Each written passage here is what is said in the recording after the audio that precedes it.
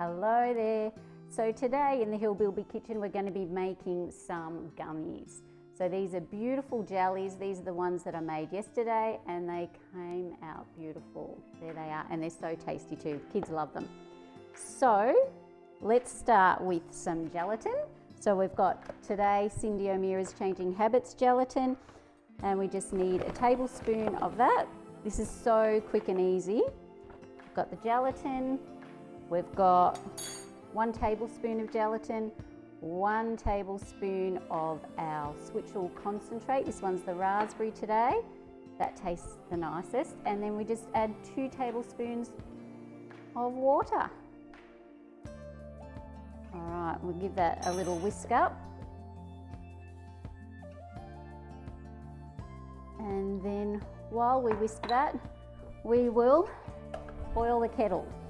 So we'll get the kettle boiling while we whisk that. The next thing we need is a tablespoon of sweetener. So I've got honey in here that I'll whisk in, but you can also use rice malt syrup if you want low fructose. You can use monk fruit sweetener if you want keto, or you can use some maple syrup. Lots of options to suit you. So you can personalize this, so you can use as little or as much sweetener as you like. So we just get that mixed in. The honey takes a little while to dissolve. So once we get our hot water, 1/2 cup of hot water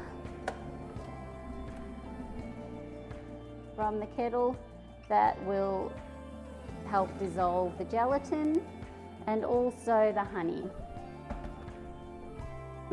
So we'll give that a little bit more of a whisk. And then we've got our molds here. So any molds,